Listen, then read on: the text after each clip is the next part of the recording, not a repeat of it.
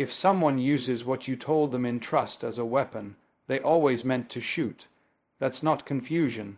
That's not a misunderstanding. That's intent, pure and cold. When a person listens to your pain, nods like they care, then stores that pain like ammunition for a later attack, they were never a friend. They were just a patient enemy. That kind of behavior doesn't come from love or even indifference. It comes from something much darker. Hatred disguised as closeness. See, it takes effort to remember someone's weakness. It takes a choice to wait for the right moment to bring it up again, not to help, but to hurt. That's not accidental, that's deliberate damage. When you confide in someone, maybe about your trauma, your fears, your past, you're handing them a fragile part of yourself. That's sacred. And the person who takes that sacred trust and turns it into a weapon to shame, control, or manipulate you, that person is not just hurting you. They're proving they never valued you in the first place. Real love protects, even when it's angry, even when it feels betrayed. But hate will wait. Hate is patient. It waits in the corner, collecting details, pretending to be support, and the moment it sees you stumbling, it strikes. And it strikes where it hurts the most. That's why it's not always the loud enemies you should worry about. It's the silent listeners with sharp memories, the ones who ask about your pain not to help you heal, but to know where to cut deeper when the time comes. You ever wonder why someone suddenly brings up something you told them years ago, in confidence, and uses it to embarrass you, discredit you, or break your spirit, usually in public or in front of people you respect? That's no accident. That's strategy. That's a decision made long before the moment. You don't have to guess if they meant to hurt you. They did. Because someone who loves you wouldn't go that low, even if you had a disagreement. They wouldn't reach into your past like it's a bag of tricks and throw your wounds back in your face. And if they do, believe them, that's not a mistake. That's a message. We live in a time where people confuse honesty with cruelty, where they say, "I'm just being real." But what they're really doing is being reckless with what you've trusted them with. And when someone crosses that line, when they use your own story to attack you, they're not being real. They're being revealing. They're revealing that somewhere in their heart they made peace with the idea of seeing you break. And that kind of damage isn't accidental, it's intentional, it's surgical. You may feel tempted to excuse it, to say they were just mad, or they didn't mean it like that. But listen carefully. Anger reveals. Stress reveals. Moments of tension don't invent character. They expose it. And if someone's first instinct during a conflict is to destroy your peace using what you told them in your most vulnerable moments, that's not someone who slipped up. That's someone who was always willing to destroy you. They just finally got the chance. So what do you do when that happens? You don't beg. You don't explain. You don't try to make them see how much it hurt. They knew. They saw. They aimed. What you do is walk away, with your head high, with your dignity intact. Because when a person uses your trust as a weapon, they already lost the right to keep your presence. And that's the last time they get to know your truth. They apologize for the damage, but not the decision. And that right there, that is how you know it was intentional. There's a certain kind of person who can hurt you deeply, then turn around and say sorry, not because they regret the choice they made, but because they regret the way it made them look. You ever hear an apology that feels empty, that leaves you colder than the silence before it? That's because it wasn't for healing. It was for hiding, for covering up guilt without owning it. See, when someone truly didn't mean to hurt you, they carry it. They name it. They'll say, "I made this decision. I see how it hurt you. I was wrong." That kind of honesty is rare. But when someone says, "I'm sorry you feel that way," or "I didn't mean it like that," they're not taking responsibility. They're escaping it. That's not remorse. That's a soft lie with a polite tone. And the most dangerous people are the ones who dress damage in kindness. That's why you have to listen carefully, not just to what someone says, but how they say it.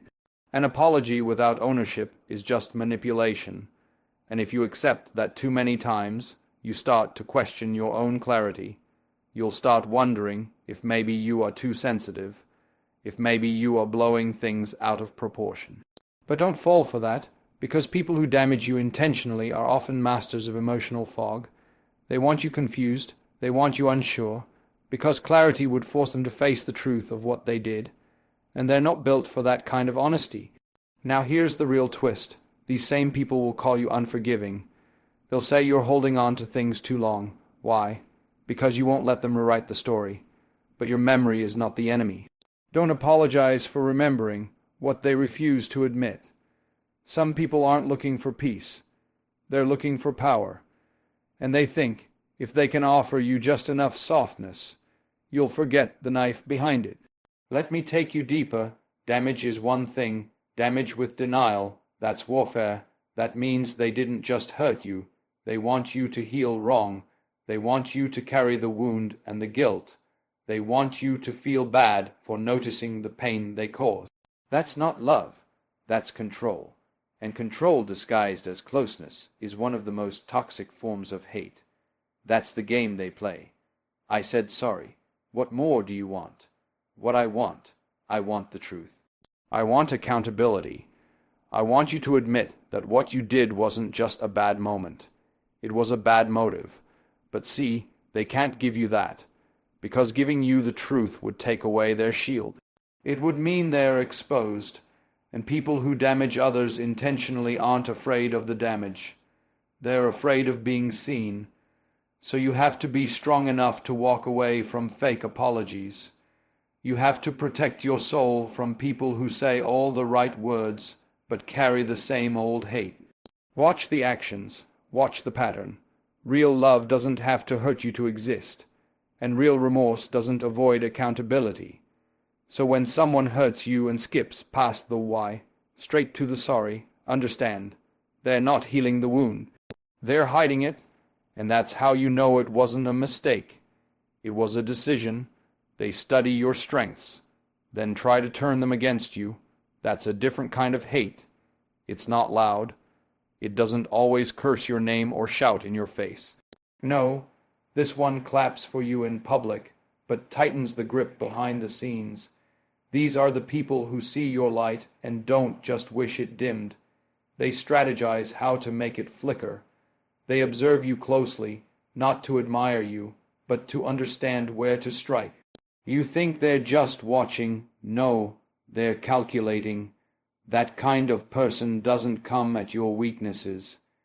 They come at your strengths, because that's what they fear.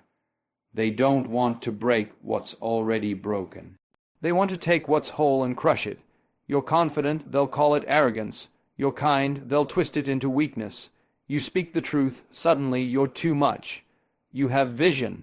Now they label you delusional, and they'll do it all with a smile, dressed up like concern. It starts subtle. They'll say, you always got to be the center of attention, when you're just speaking your truth. Or, you're so nice to everybody. Don't let people take advantage. When what they really mean is, I don't like how people are drawn to you. But over time, those comments aren't just shade. They're strategy.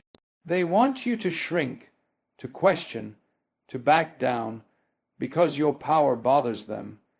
Your presence stirs something in them that they don't want to face, their own lack of peace. And here's where it gets deep. They'll pretend they're helping you. They'll disguise the attack as advice. I'm just being real with you. I care, that's why I'm telling you this. No, they're not being real. They're being resentful. They're not correcting you. They're competing with you. And a person who is competing with you secretly will always find a way to disguise hate as honesty. That's not love. That's sabotage in a suit. You know you're dealing with this kind of person when every time you win, they get quiet. Every time you shine, they go missing. And when they do show up, it's to remind you of your flaws, never to honor your growth, because your growth makes them feel small. And instead of doing the work to rise with you, They'd rather bring you down to where they are. That's intentional. That's not miscommunication. That's mission. Think about it. A stranger might envy you, but only someone close can weaponize what's best about you. Only someone near you can twist your gifts in a way that feels personal. Because they've studied you, they know how to make you question yourself. They know where your passion lies, and they aim straight for it. That's not a slip-up. That's a surgical strike. So how do you deal with this? You stop explaining your greatness to people who benefit from your doubt. You stop shrinking to fit in spaces where your full self intimidates people who haven't dealt with their own bitterness. And most of all, you stop giving access to those who treat your gifts like a threat. If someone consistently makes you feel like who you are is too much, too loud, too bold, too hopeful, understand it's not about you. It's about their fear of what you represent, their fear of your freedom.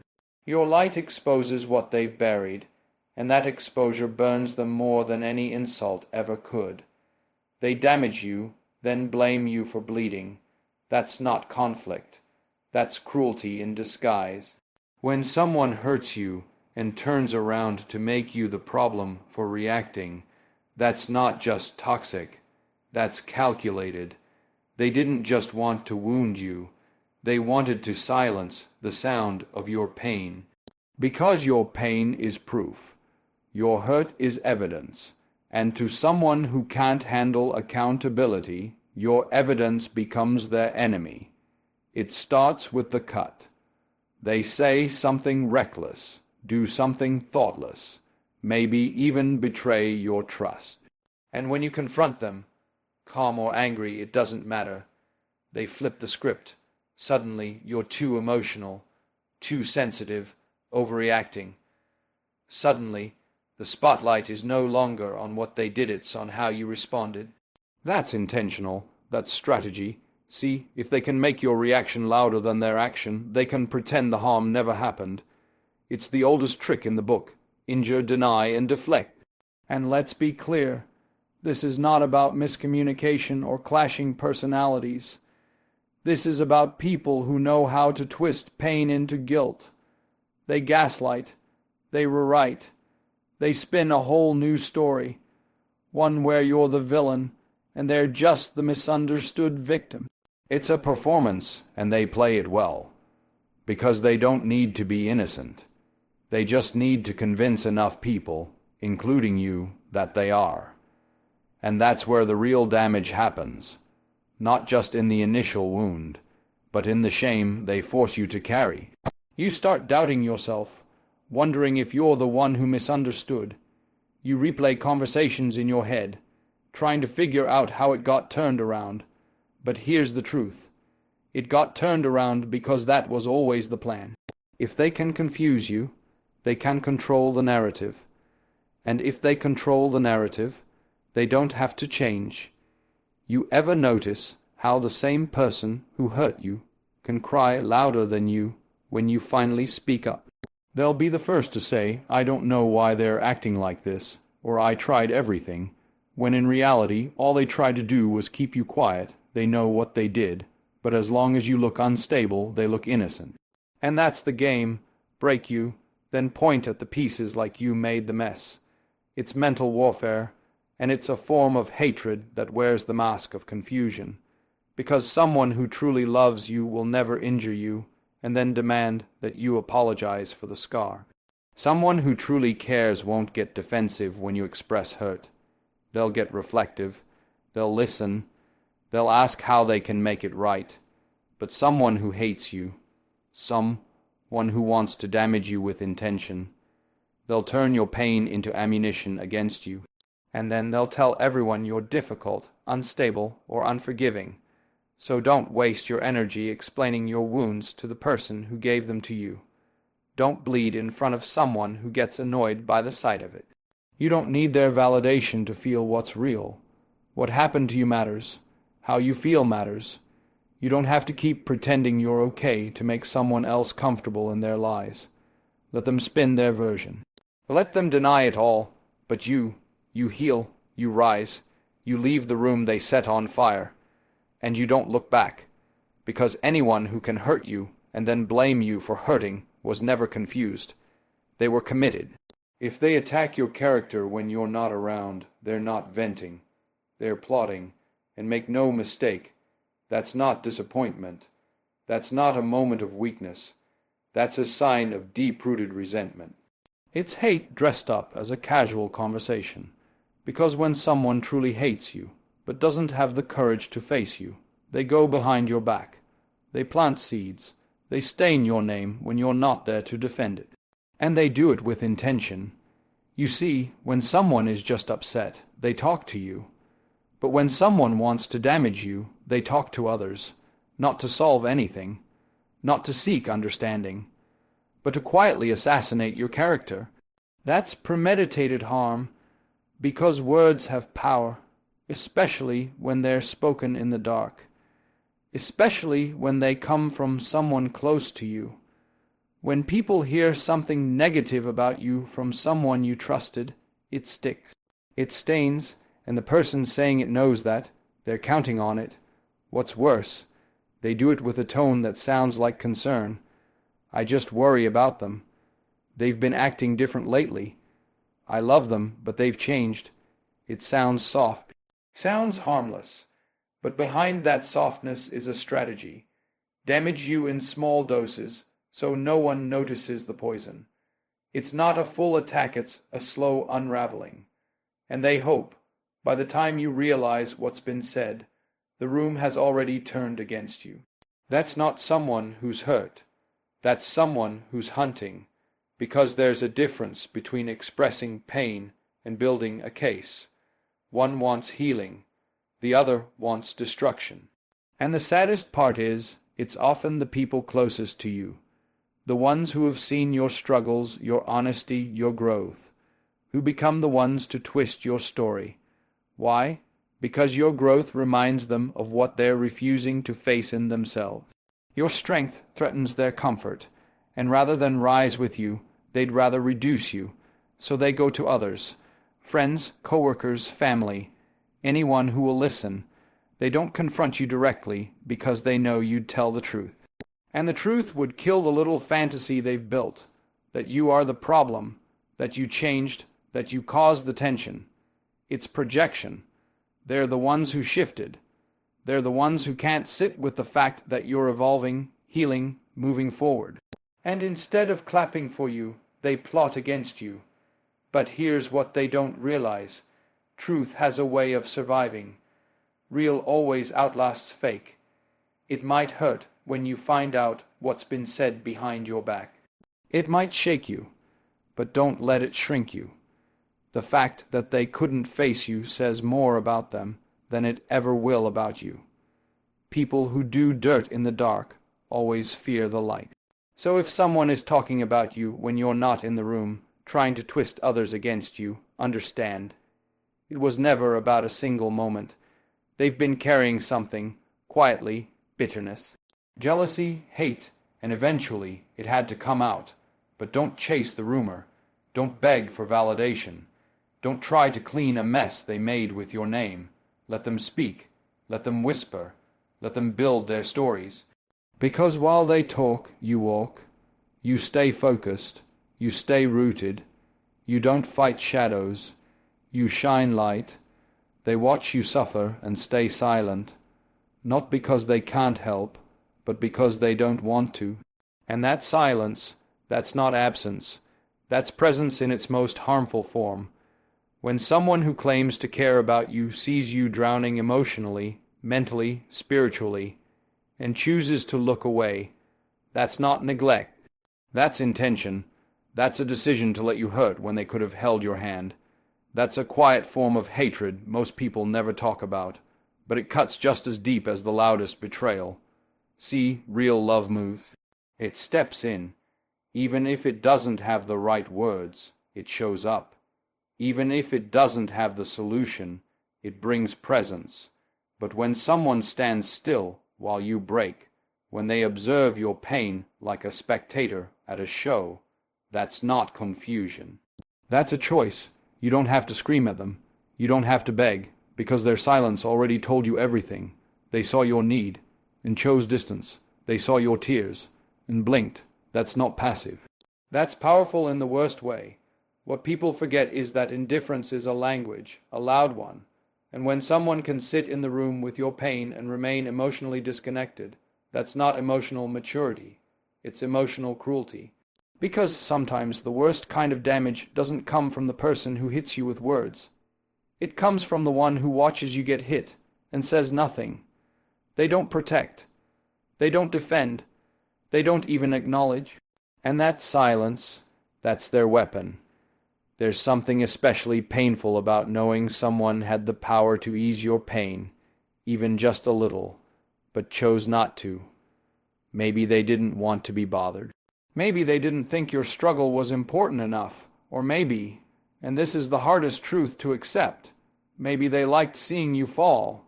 Maybe they needed you broken to feel better about themselves. Because if you stayed low, they didn't have to face how high you could rise. That's not just cold, that's calculated. You ever been in a dark season and expected someone to check on you? Just a call, a message, a look, and they gave you silence instead? That's when you learn who's really with you and who's just around you. Because the ones who truly care don't wait to be asked. They feel your energy shift. They notice the silence in your voice. They lean in when the world pulls away. But someone who hates you, one who secretly wishes for your downfall, they'll see your storm and let you face it alone. That's not forgetfulness. That's fulfillment of what they've quietly wished all along, that you'd finally fall. And here's where it gets even darker.